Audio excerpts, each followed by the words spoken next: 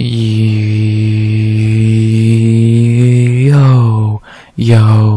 RX back with another breakdown of UFC Vegas 83 Song versus Gutierrez.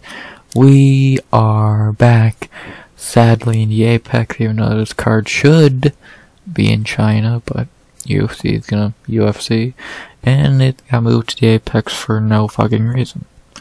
Whatever, still got a card. It's not the best card in the world, far from, but it's not the worst card in the world, not that far from. And yeah, this should probably not be the longest breakdown ever, because this is definitely a pretty much thrown together card. Like, very few fights. Like, there's maybe a handful of fights that actually worth breaking down, but a good amount are thrown together. Nothing special, so yeah, I don't know, this probably shouldn't be as long as my other videos, but you never know. So, but yeah, enough of me rambling. All I'll say before I get into the breakdown is please like, comment, subscribe. 50 subs go by the end of the year, not gonna happen, but I could dream. And yeah, let's begin to say something. Let's get into some fights. No reason to waste time. 11 fights, we had more. A lot happened. Since they got moved from China, these got canned. Stupid reason. This got canned yesterday. I guess Marcos had visa issues. I didn't know that.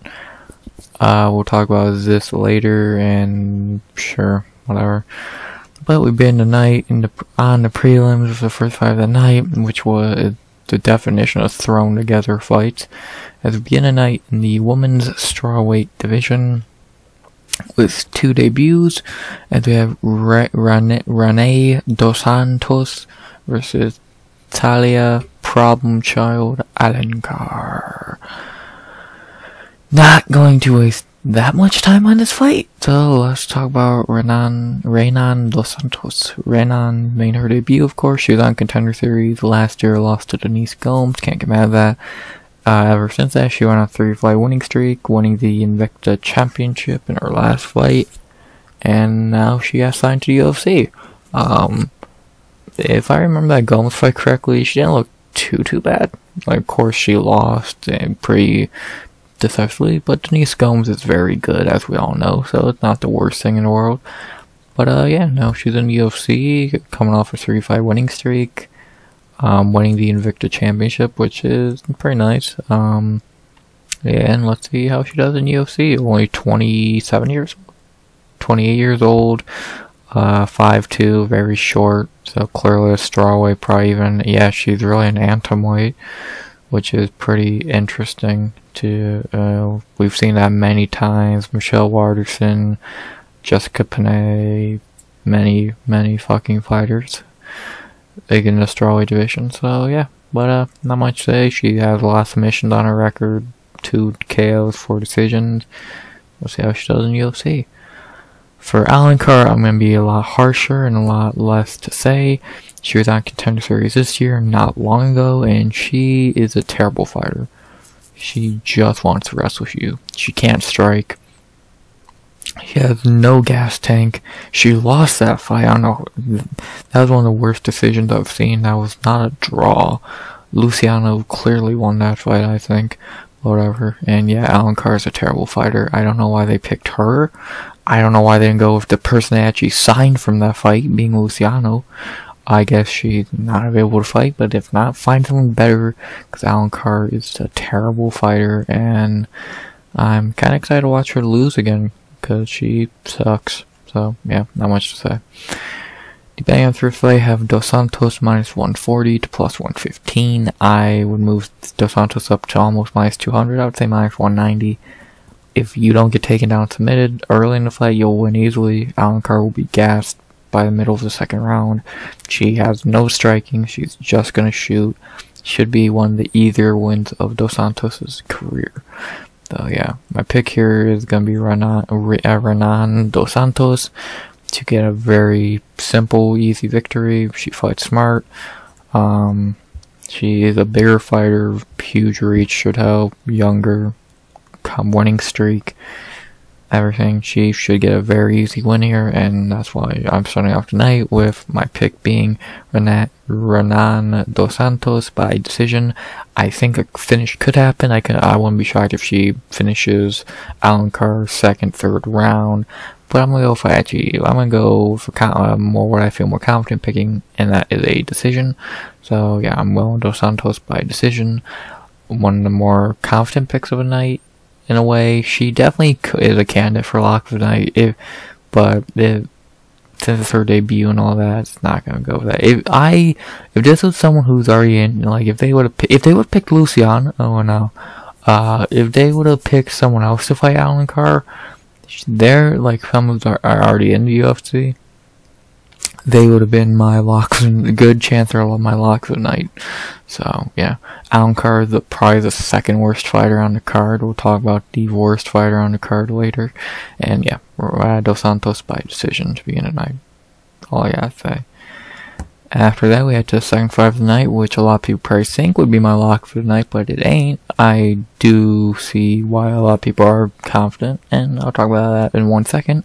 As we go to the second fight of the night in the flyweight division between Tatsuro Taira versus Carlos Hernandez, the first of the handful of fights that were moved from China to the Apex and stayed on the card. So I'm happy this fight stayed on the card.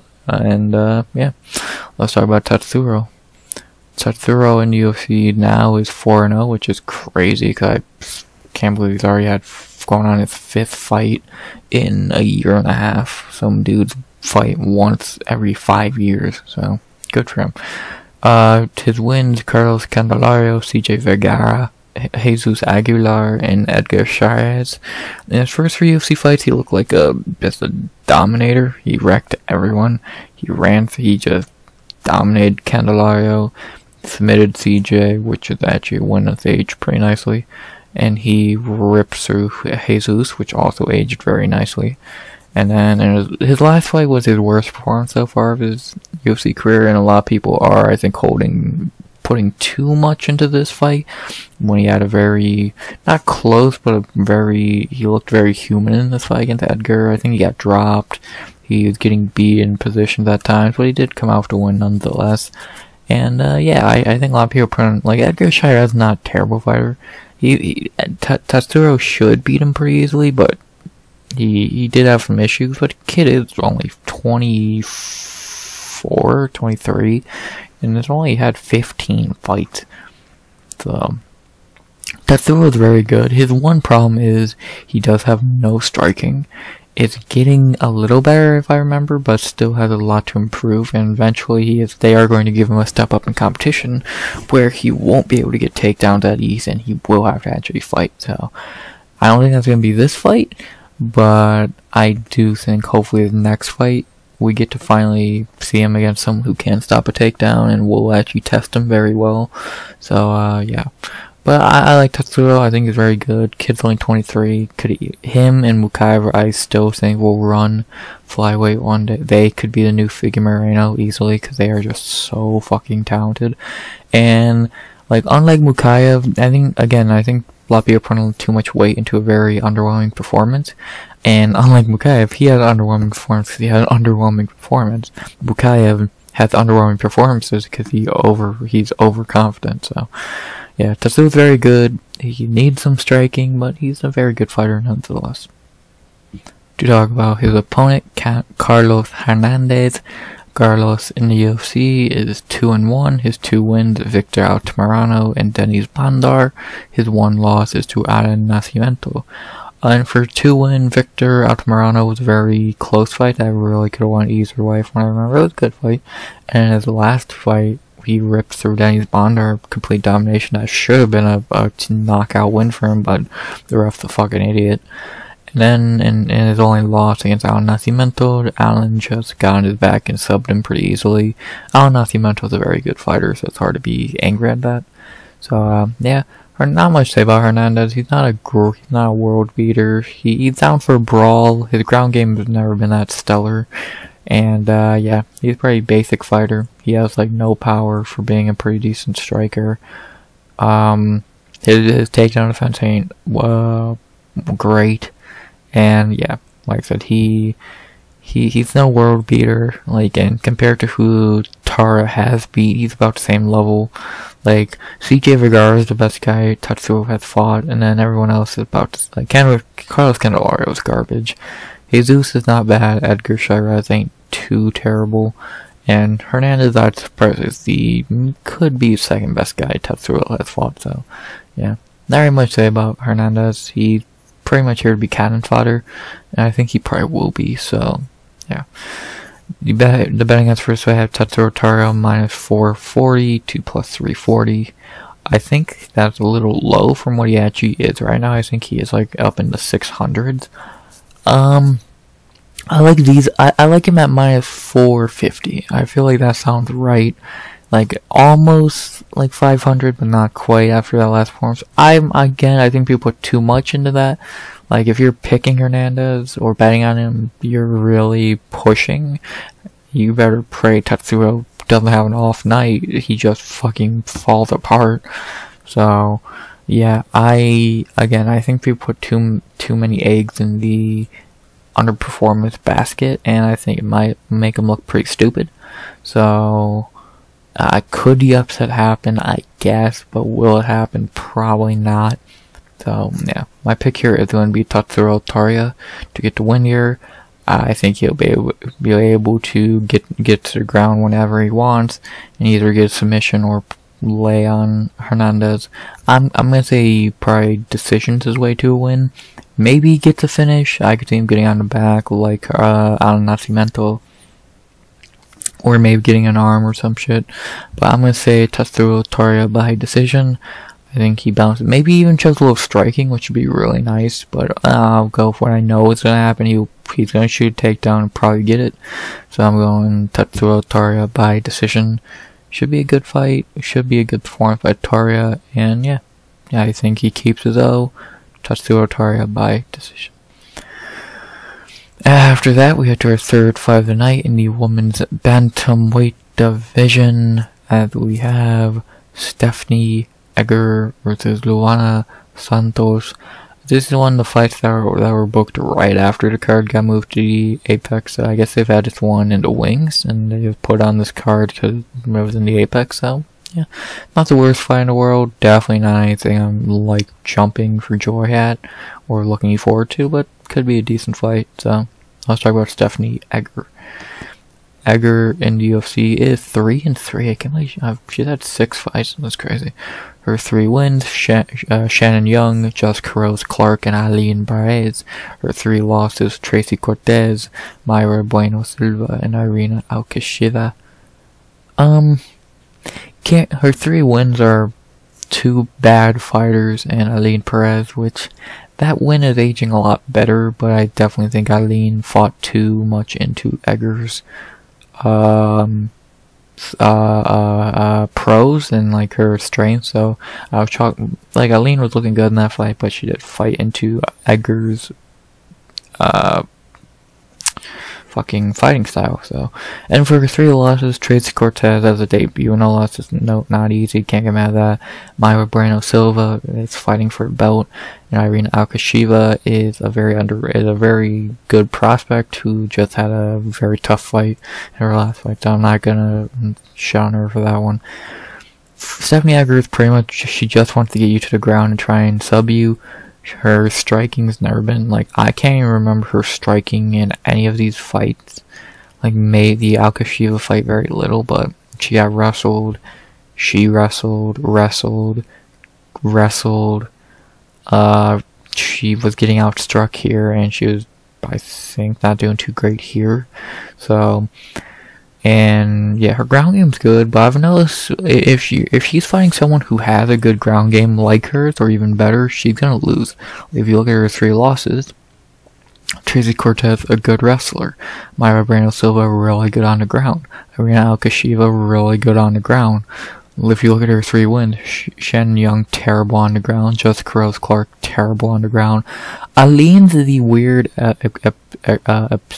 exception to that, but Aline was trying to wrestle for some fucking reason, so I'll knock that one off the board. But yeah, Edgar, very tall, lengthy, but she is 35 years old. I'm shocked she's fighting so quick after that Irina fight, because it looked like her knee got popped, but I guess it was just a minor thing that she could come back from pretty quickly. So I guess that's a good thing. And yeah, not much to say about Stephanie Edgar. 6th UFC fight in fucking since 2020, which is a lot of respect. Again, we talk about these fighters fighting so quickly, and then you look at couple people who barely fucking fight, so good for Edgar. To talk about her opponent, Luana Santos.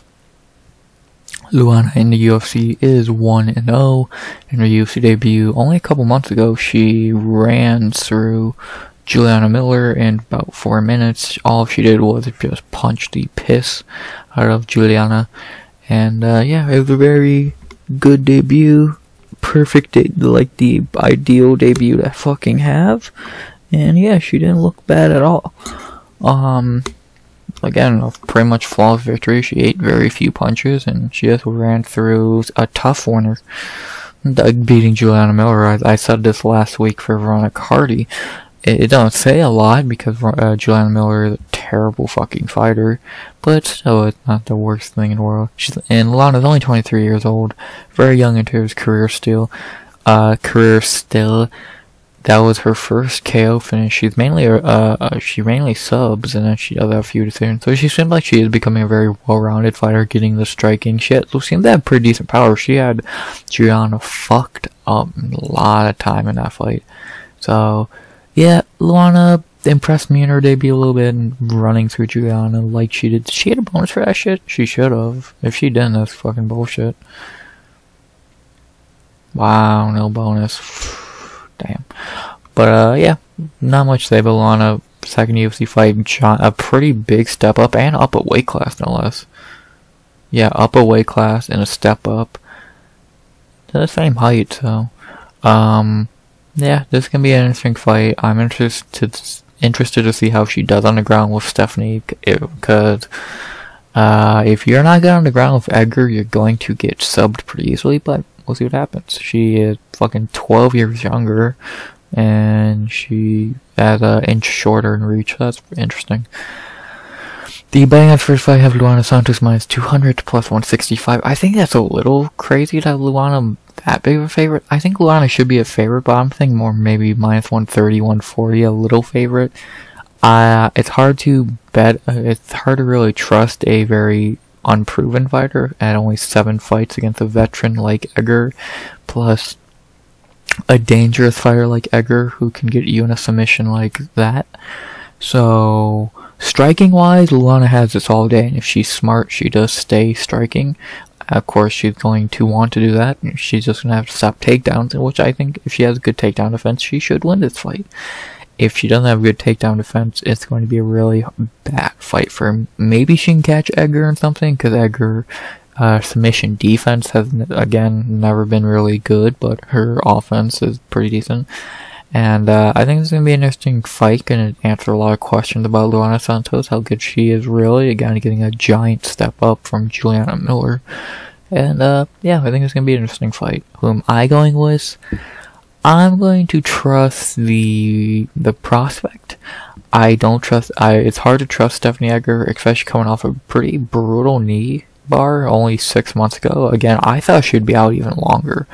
So respect her for coming back so quickly, but at 35 years old, prone to losing against fighters who aren't as good as her or just about on the ground, and having no striking, like barely any.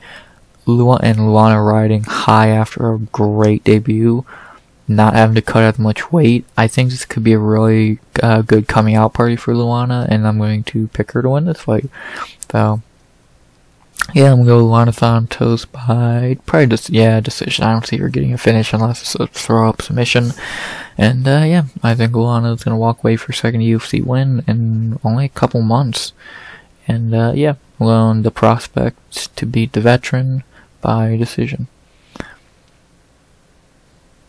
After that, not going to talk much about this fight because I literally broke it down a week ago. I literally talked about this in the recap for UFC Austin.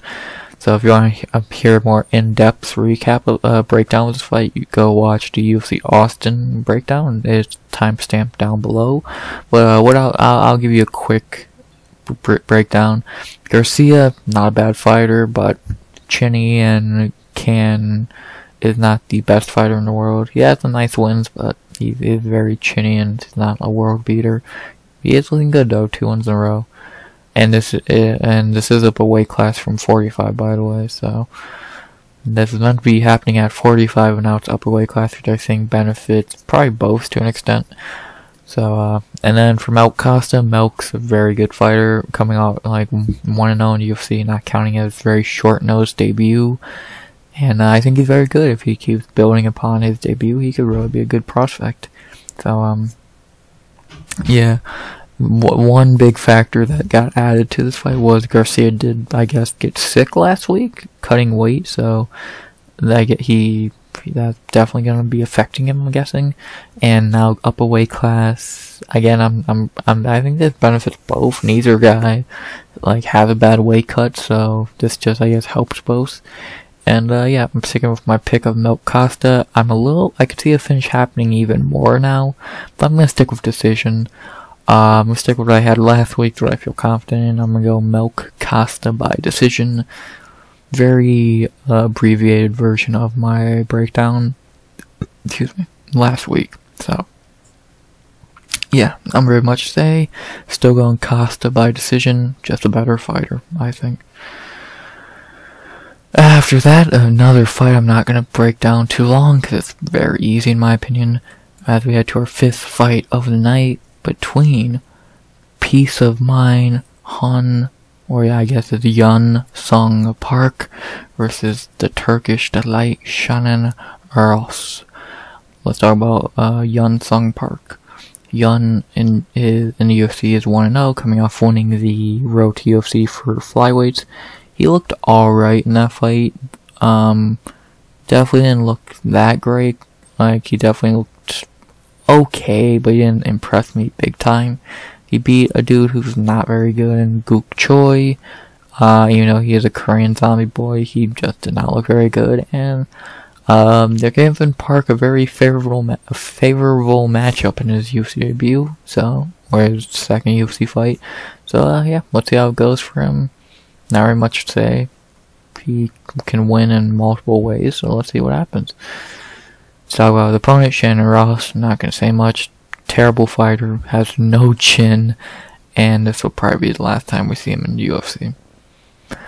So, yeah, not much to say. The betting odds for this fight have Hyun Sung Park at only -220 to +180. Dude, I'd have Park -500. Shannon Ross is garbage. He has no chin, he has no striking, he has no ground game. He's coming off a brutal KO only 4 months ago. So, I agree he should have got the UFC contract because he did have a banger fight on Contender Series. But man, a 3rd fight this year after being KO'd twice in maybe 2 minutes combined? No, not even.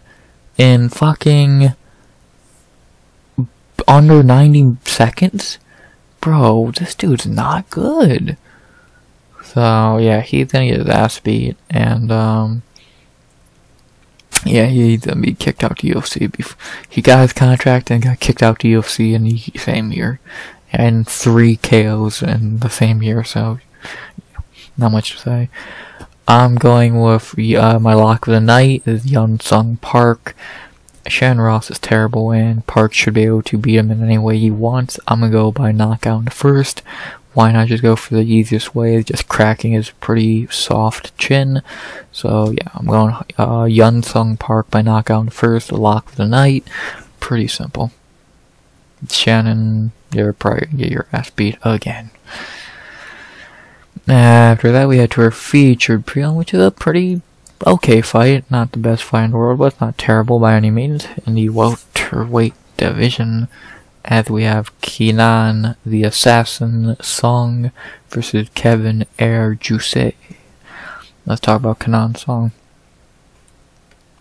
Kenan in the UFC is 5-3. His best win is Orlando Bedoya, which he just got, and his 5 losses are my bad. His 3 losses, I thought Brad Riddell was like, because I thought Riddell was like, oh, UFC, but no. His 3 losses in the UFC are Alex Morono, Max Griffin, and Ian Gary. He's lost to 3 good fighters. He beat 5 bad fighters. Not very much to say on that matter. He really looked great in his last fight against Rolando Bedoya only a couple months ago. He fought very calm, good gas tank. He dropped Bedoya a few times. He fought really well. And, yeah, I was very impressed by that performance. One of the best he's had in his best performance since what? His knockout of, Porter 3 years ago or some shit. So, yeah, really good performance by, Song. He really looked, rejuvenated, and he looked good. I was very impressed. And if he can carry that momentum into this fight, that'd be very good for him. Now that he's fighting another young prospect, a very unproven dude, going into her second UFC fight, so let's see how he does. Like I said, striking's good, ground game's, we didn't see his ground game in that fight. I doubt we definitely won't see it here. But yeah, he looked very good in that last fight. So, yeah. The opponent, Kevin Jousset. Kevin in the UFC is 1-0. In his UFC debut only a couple months ago, he beat Kiefer Crosby.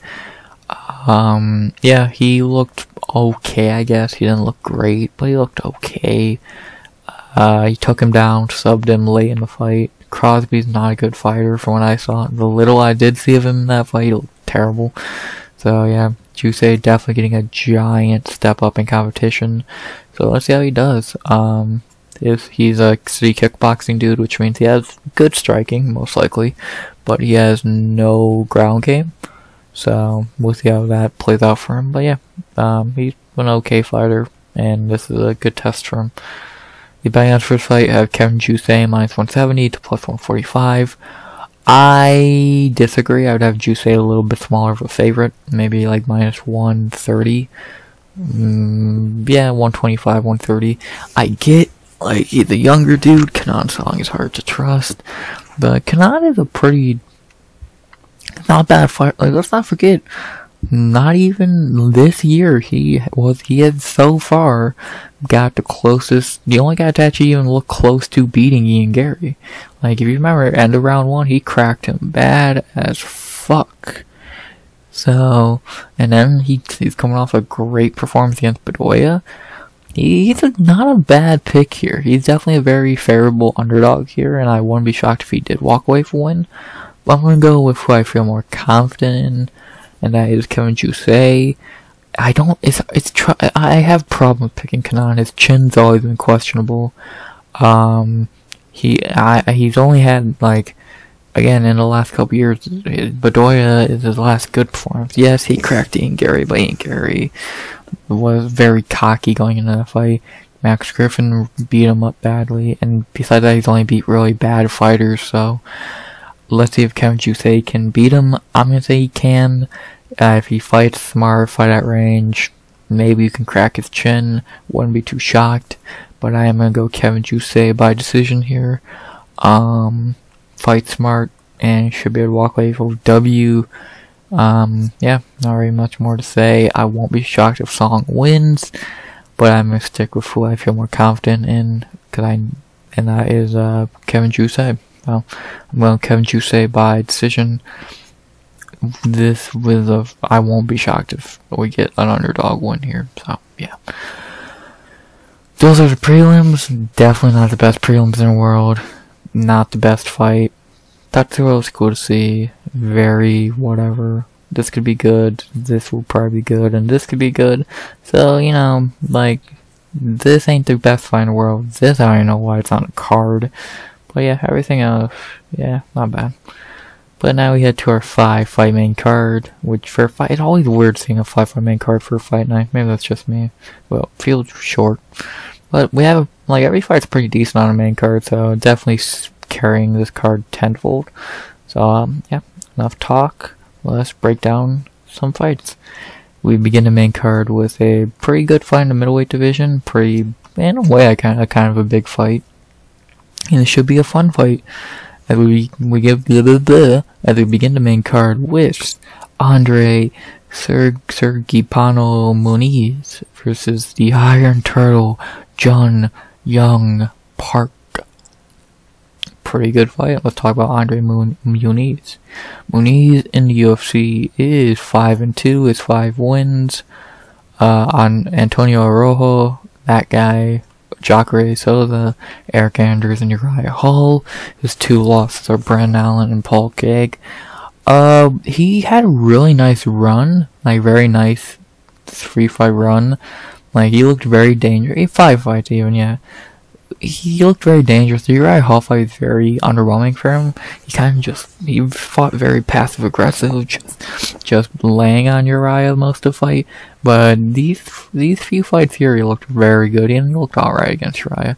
Then he met Brendan Allen. Brendan Allen just beat the shit out of him. Then he lost to Paul Craig of all people, which is never a good look. And now he's fighting Yong Park. Muniz is he's kind of been exposed as a fraud in the last 2 fights. Outside of being able to submit you early in the fight, his striking's very bad. His gas tank's very bad. His heart is not really there in these fights. He's very okay on giving up, and he's just not a very good fighter, especially in the middleweight division right now, being as pretty decent as it is. So, and this is a very tough fight from a dude who non-stop pressure, very good gas tank, going to bring it to him for 15 minutes or less. He really needs to win here. It's gonna be a tough one to get especially if you're losing to Paul fucking Craig. Yeah. If he can channel this Muniz first couple minutes submission Muniz, it could be pretty interesting. But if we see the Muniz from the last couple fights, it's gonna be pretty bad. So yeah, Muniz been pretty much fraud checked at this point. To talk about his opponent, Yong Park. Park in the UFC is 7-2. His wins: Marc-Andre Barriou, John Phillips, Tafon Nchukwi, Eric Anders, Joe Holmes, Dennis Tulian, and Albert Duraev. His 2 losses are Fluffy Hernandez and Gregory Rodriguez. For his wins, he's on a nice 4-fight winning streak. And if you he dominated Barriou. He killed John Phillips Hamzat style. He beat the crap out of Tafon. Then in his last 4 fights, this was the only close fight, and it was weird how close this fight was. Very forgettable fight, but very close. He destroyed Joe Holmes, he destroyed Dennis Tulian, and he destroyed Albert Duraev. So, and his 2 losses, he lost to Fluffy Hernandez, who's great, and Gregory Rodriguez, who's you don't want to go to war with, and Park was down to go to war, and he lost that war. But it's like RoboCop. We've seen the shit that dude can walk through.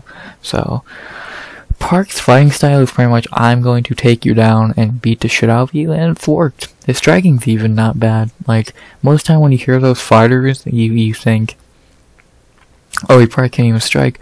Park's striking is not bad, and in this fight, he is a 10 times better striker. So I won't be shocked if we actually do see more striking out of him in this fight. Until Muniz gasses, and then it's pretty easy to take him down and ground and pound him. Park is a very good fighter. 3 rear naked chokes in a row. Probably could have been TKOs if he really wanted to. And, yeah, he's a really good fighter. He's really, if this could be his 3rd win this year in a 5-fight winning streak, he deserves a ranking. Has really made a name for himself in the last 2 years. So yeah, and he just seems like a really cool dude. So I'm happy for him. I'm happy for the Iron Turtle, and yeah, I'm interested to see how he looks in this fight. The betting odds for this fight have Yong Park minus 220 to plus 180. I would move Park up to minus 300. I really don't see him losing this fight. The only way he can lose this fight is getting caught in a submission early, and I really don't think Muniz is going to do that. I think early in the fight, Park's going to outstrike him and stop takedowns, and then later in the fight, he's probably going to finish him. So, yeah, I'm going to go Junyoung Park by... I'm going to say he gets his first finish in the TKO in the UFC. I'm going to say he ground and pounds Muniz for a W. So I'm going Junyoung Park by TKO in the second. Yeah, I think it is going to be second or third round finish, a submission or a TKO. His gas tank is really good, Muniz is not, and I think when we hit those second and third rounds, if we get to a third round, Muniz is going to be just done. So, I think Park is going to be able to break him pretty easily, like Brandon Allen and Paul Craig did. And I'm going with Junyoung Park by TKO in the second. So, yeah, I think Park's going to get it done and walk away with a W. Not much to say. They just followed the script Allen and Craig had. Not too difficult. After that, we head to our second fight of the night, which is a fight I'm shocked has not happened since they've both been hovering around the same position in the lightweight division for a while now. As we head to our second fight of the night between Nasrat Haqparast versus Jamie Mullarkey. Yeah, two dudes who have been hovering around the unranked territory in lightweight for years now. So let's see how this fight goes. This fight should be pretty good. Let's talk about Nasrat Haqparast. Nasrat in UFC is 7-4. His best wins: Mark D. Casey, Joe Quinn Silva, Rafa Garcia. His losses, I don't know who Marcin Holt is. He lost to Drew Dober, Dan Hooker, and Bobby Green. Nasrat's like a very average fighter. He's not bad. His striking's decent. His ground game's there. His gas tank's alright. He had some decent performances. And every time he fights a pretty good fighter, he's gonna lose. So, but if he fights a Rafa Garcia, Mark D. Casey, Joe Quinn Silva, he's gonna win. So, he's a very mid fighter. He's only 28 years old, which I'm shocked he ain't older. He's felt like he's been here for fucking ever. But yeah, his striking's decent. He's never really been like a knockout artist. Does he have? He had one knockout on his record, which I'm not shocked by. Yeah, he's alright. Nothing to write home about with him. And yeah, he's decent. Like in his last fight against Landon Quinones, it was a pretty decent fight. He clearly won. It was a little more close than it should have been. He definitely let Landon come back at times in that fight and make it a little more competitive than it really should have been. So that was definitely on him. And but Nasrat's still a good fighter, and I think he'll learn from that mistake and not really let he really won't let Jamie come back in his fight if he is up a bunch like he did Landon. So yeah, Nasrat's good. Not very much. He's mid. Let me rephrase that. He's mid. So yeah. To talk about the opponent, Jamie Mullarkey, who I try to break down a fight for every couple months. Jamie in the UFC is 5-4. Damn, dude fought 4 times this year. Crazy fucker. I'm just gonna talk about his fights this year. In his first fight this year, he beat Francisco Prado in his debut on short notice, and he looked good. Jamie put on a pretty decent performance and walked away with the W. Then after that, he fought Muhammad Naimov on, again, another dude stepping on short notice, and he got knocked out. I think a bad stoppage, but whatever. Then a couple months ago, he fought John Makdessi in a very close fight that was very debated. He easily could have lost that fight. It was very close, but he did walk away with a win, and now he's fighting Nasrat. Jamie's a pretty simple fighter to break down. If you're down to go to war with him, he's gonna go to war. If not, then there's a chance he can just fight better than you and win. His chin has been cracked a lot. He kind of leaves his chin up to get cracked, it seems. And yeah, he's not a great fighter, but if you're going to go to war with him, it could be very difficult. We've seen a couple fighters do it. Michael Johnson's the best example, because that fight was a war, and Mullarkey was able to stay in that fight and really make it a fun fight. He got 2 KO wins back in 2021. He has decent power when he does connect, but he's definitely not like a dude dropping people dead. Like, he's more crack you and then TKO. So, but yeah, Jamie I think, a little below average of a fighter. Like, again, he's taken so much damage. 4th fight this year, respect. And yeah, he's not a world beater, but he's not a bad fighter. He fights kind of stupid. And he's taken a lot of damage, so again, he is kind of weaker to punches than he really should be, so yeah. Now what you say about Jamie Mullarkey. Depending on first fight, I have Nasrat Haqparast minus 220 to plus 180. I've moved Nasrat down to minus 200 on the dot.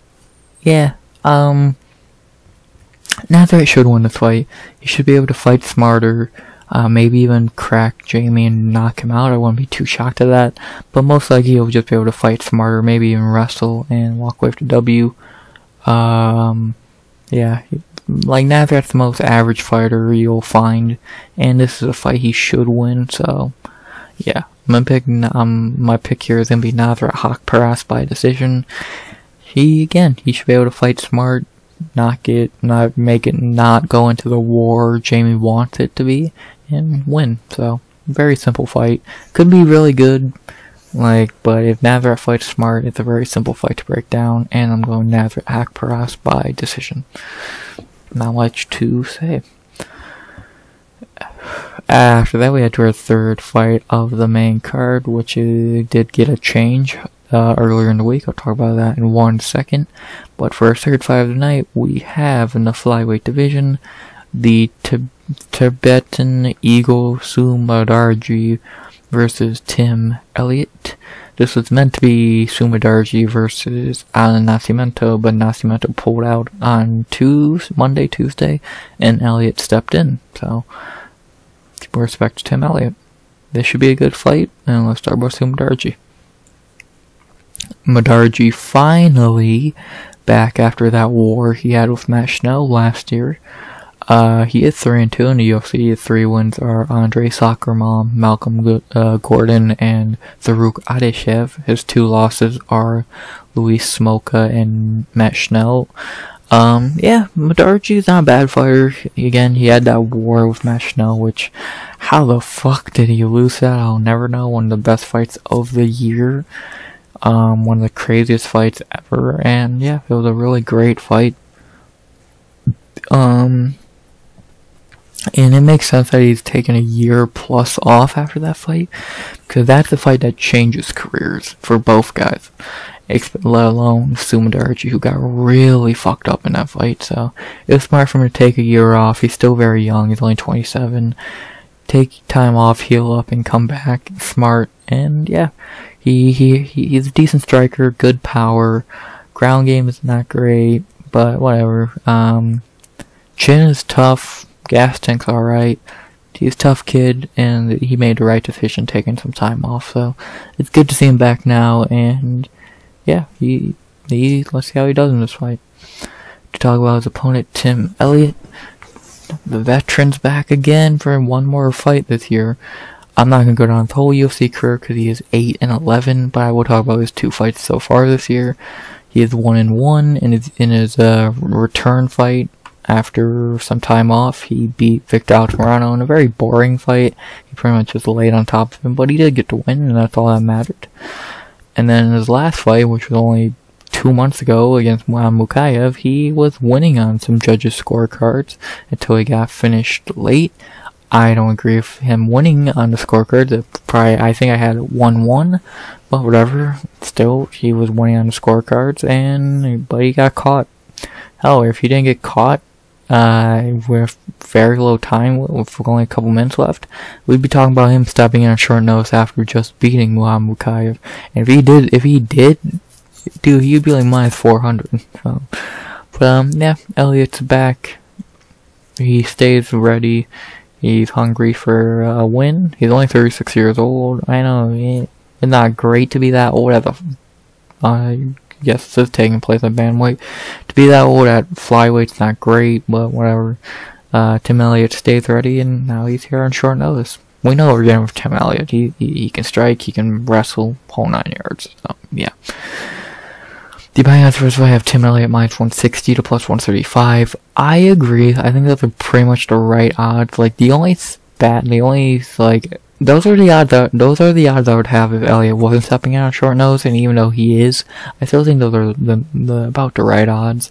The biggest problem with this fight, not problem, but the biggest concern with this fight is Elliott is stepping in on short nose. He literally stepped in on Tuesday, and he just fought less than 2 months ago.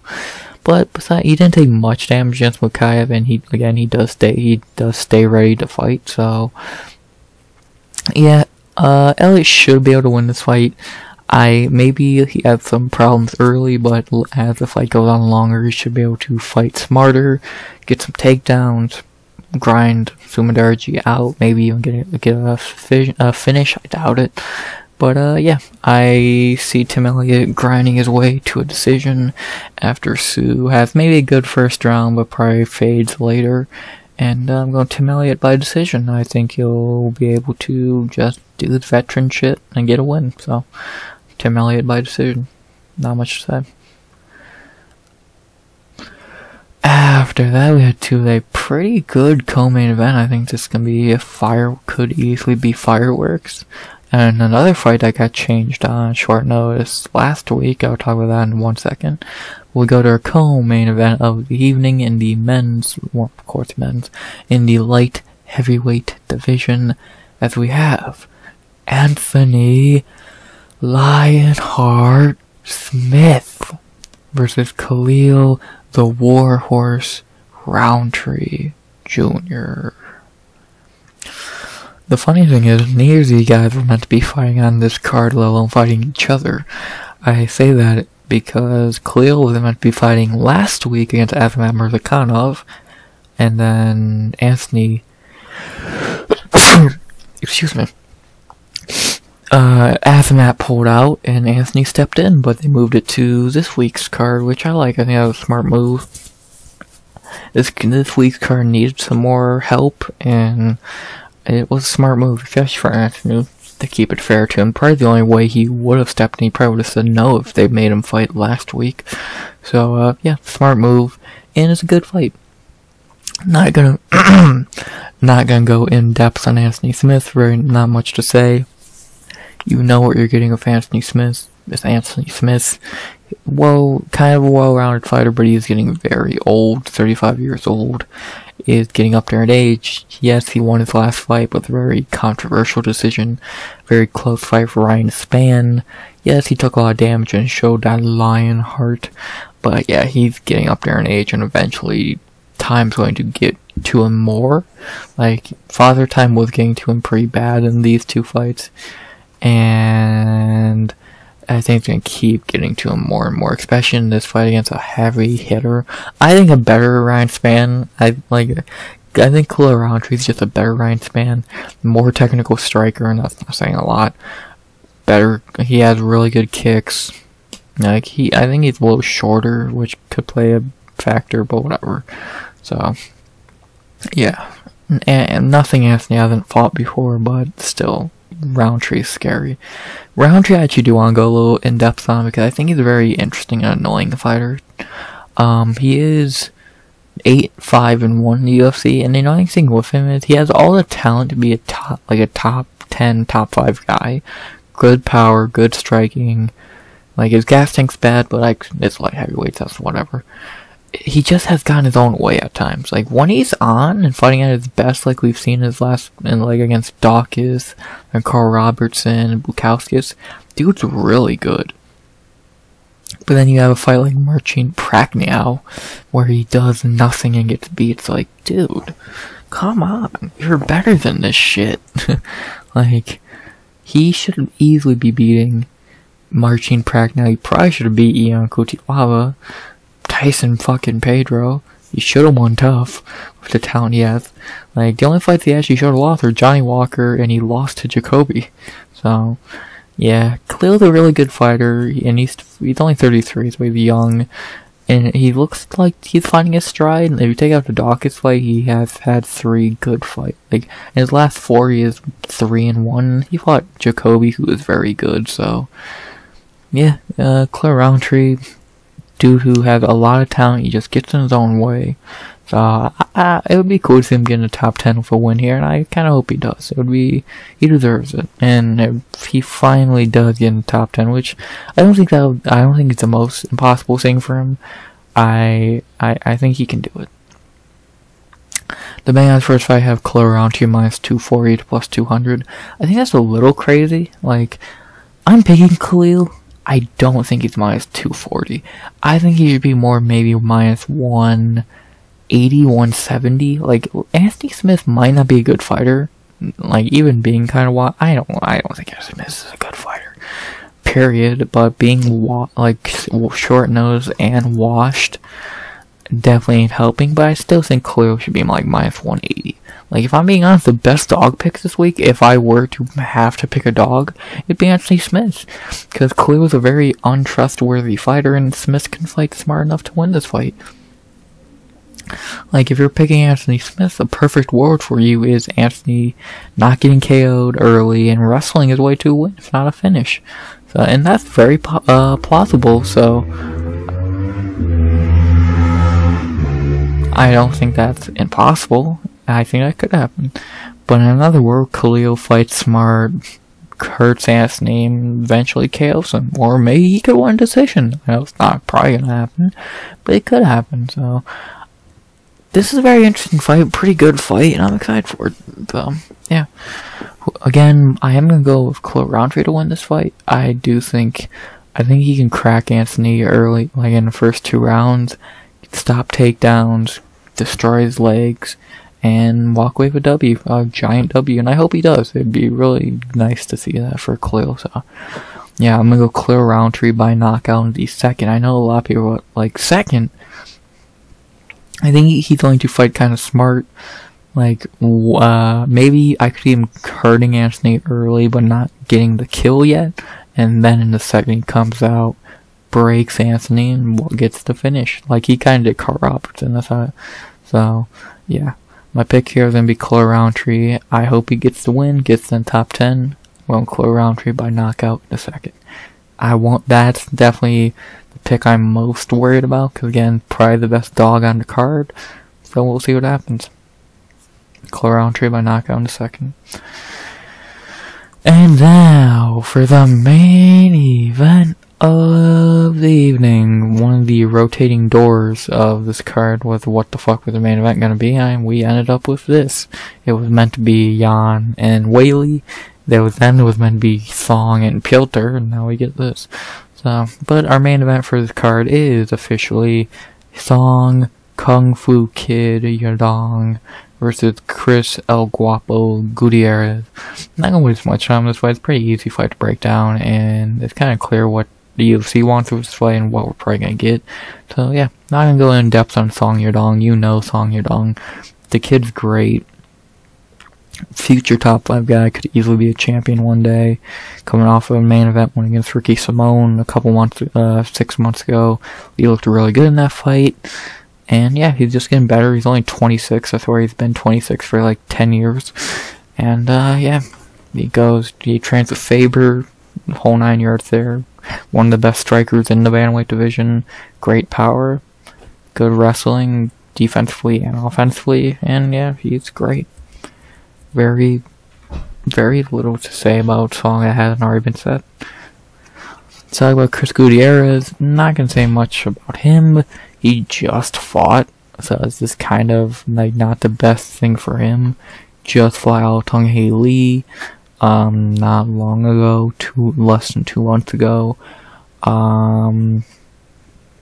Before that, he had a terrible performance against Pedro Munoz. He was on a nice winning streak, retiring Frankie Edgar. But yeah, I think he's kind of hit his ceiling in the bantamweight division. Like, he's ranked in the top, like, I think he's ranked 14th or some shit. Like, he's a good fighter. He's a top 15 level fighter, or just like, yeah. But he's never gonna be top 10. He's good enough to be top 15, never top 10. He's never gonna be a top 10 guy. Like, he shit the bed against Pedro. That was his best chance at Pedro Munoz. Maybe he could beat Rob Font, but that's not saying much. Gutierrez is good. He's a little more. He uses a couple more weapons in Song, that being leg kicks. He's great at leg kicks. But yeah, striking wise, just striking is not as good, and not nearly as much power, or like his wrestling ain't as good offensively or defensively. So he's not a bad fighter by any means. I like Gutierrez. Gutierrez finally getting a main event, but he's kind of being fed to Song here. It's really being cannon fodder to an extent. And yeah, I don't see this going too well for him. He probably is gonna lose. So yeah. The betting on third fight of Song Yadong minus 370 to plus 290. Yeah, I agree. Song could be as high as 400, if not higher. Like, he's good. He's gonna win this fight, and yeah, I feel bad for Chris in a way that he is getting his first main event on no camp, and again, he's kind of just cannon fodder. But at least he's getting a main event, and again, I think he has hit his ceiling in the bantamweight division. So yeah, not very much to say on that. So yeah, my pick for this fight is gonna be Song Yadong, and I'm gonna go by decision. I could see a finish later in the fight, 3rd, 4th, 5th round, but I'm gonna stick with decision. I think he'll be able to, like, later in the fight, just wrestle, like, especially if his legs are kind of chopped up. He'll probably want to just wrestle, and I think he'll walk away for, I could see a 49-46, 48-47 decision for Song Yadong to win his 2nd main event this year. Boom. Boom. Those are my picks. To go over them one more time. Rayanne dos Santos by decision. Tatsuro Taira by decision. Luana Santos by decision. Costa by decision. Hyun Sung Park, lock of the night by knockout in the 1st. Kevin Jousset by decision. Jong Park by TKO in the 2nd. Nasrat Haqparast by decision. Tim Elliott by decision. Rountree by knockout in the 2nd. And Song Yadong by decision. Bang. I know a lot of decisions, but very few fights that actually, like, the only fights that actually could change my pick to a finish would be this one, and maybe Song Yadong. Everything else I'm pretty confident in decision. And the only pick, like, I know I picked every favorite, the only pick I could kind of consider changing would be Jousset and Song. I'm kind of getting weird feelings about that fight now. I think I'm going to stick with Kevin Jousset. Maybe someone at the weigh-ins changes my mind tomorrow, but I think I'm going to stick with Jousset. And yeah, I'm pretty locked in on most of my picks. So yeah, it's not the best card in the world, but what can you ask for a card that got jumbled around a lot? So we still got a pretty decent main card. This is good. The last 3 fights are good. This is passable. Not a bad prelim main event. This will be fun. Was smart to move. Taira is great to see. These 2 female fights are pretty low level, so, which sucks, because it just fuels people calling WMMA garbage when it's far from. But whatever, people are fucking stupid, and yeah, these fights ain't great, but you get what you get. It's the Apex. They threw a bunch of shit. Like, to be honest, the only, like, very few, let's see, 1, 2, 3, 4, 5 fights on this card. 6 fights on this card were kind of just thrown on it to make a card. The only fights that were actually booked and kept on this card from China were Tatsuro, Shannon Ross, Kenan Song, Jong Park, Nasrat, and Sumudaerji. So, like, Khalil and Melk got moved last week. Fucking, this got booked out of nowhere. This got booked recently. Like, fucking, yeah. And this was just their last fucking resort since every idea for the main event got failed. Why didn't I still say you should have done Tatiana Suarez and Yan Shannon, but I guess I'll go fuck myself. So, yeah. Whatever. Decent card, 11 fights in the Apex. I'm not expecting much from this card, but the cards we expect nothing from overperform. Look at Angela Hill and Mackenzie Dern's card, one of the best fight nights of the year. You want to think it was. Oh. Yeah, enough of me rambling. next time you hear me ramble is the recap for this card on Sunday at 1 PM EST or Monday 10 AM EST. More likely Sunday because I'm on a nice roll doing that. Only gotta do it twice more this year. And yeah, next week we got a pay-per-view. I can't wait for that, but we gotta get through this card first, and I'm still a little excited for this card. Always great to see Song Yadong, John Young Park. Should be a decent card, so could be a decent card. Like we'll see how it actually plays out. So, but yeah, not much more to say. I hope you enjoyed the video. Please like, comment, subscribe, comment whatever you want. Tell me whatever you want. Fucking subscribe. 50 subs go by the end of the year. And unless I'm forgetting to say something, I don't think I am. As always, we still somehow hit an hour. I will never shut up. RX.